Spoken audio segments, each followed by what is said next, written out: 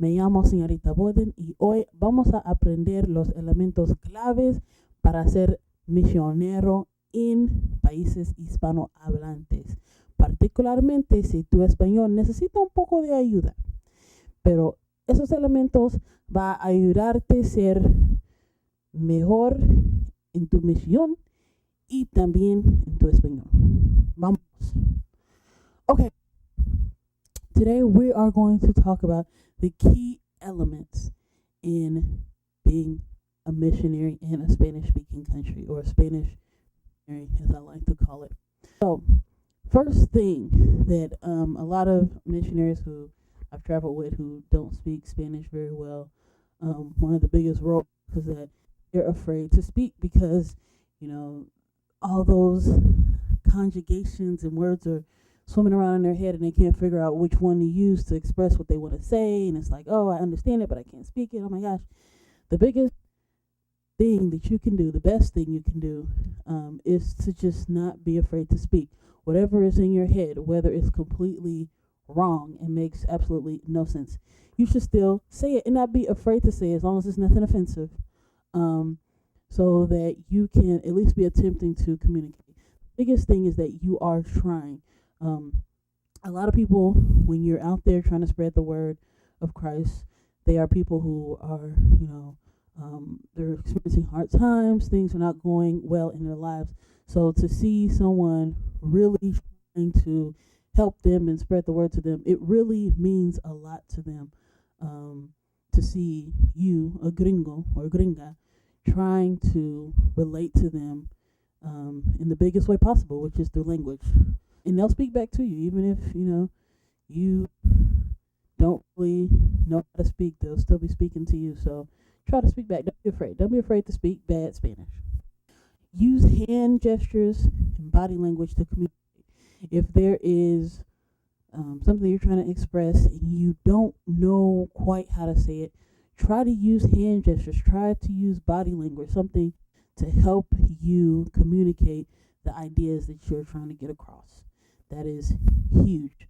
A lot of times, if you're stuck on a word and you're trying to get it and you're motioning and using different body language, they'll be able to help resurrect that word to your memory for you, if they get a sense of what you're trying to say using hand gestures and body language to communicate. Embracing, be helpful, be humble. The biggest um, are probably, well, all of these are big, but embracing, especially because in Spanish speaking countries, it's a very touchy feely culture. So, a lot of times, they hug, a lot of times they kiss. It's just a very touchy feely culture. And a lot of times the whole thing of personal space doesn't exist. So don't be, irritated by the fact that, people are really close to you all the time. It's part of the culture. It's a big sense of community in most Spanish speaking cultures. So just get used to it, embrace it, love it, and be humble. Okay? We are children of Christ.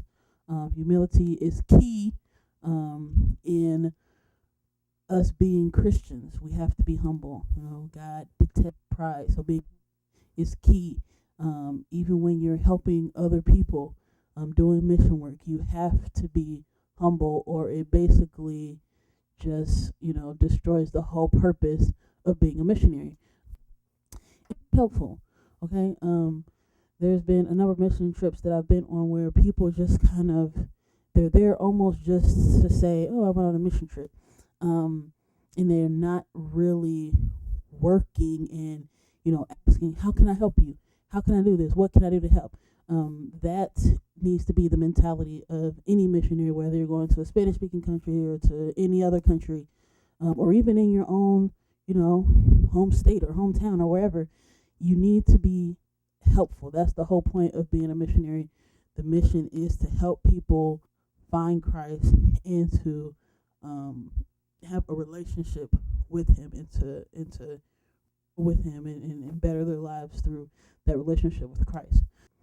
And practicing, this is big. Practice these things over and over again, okay?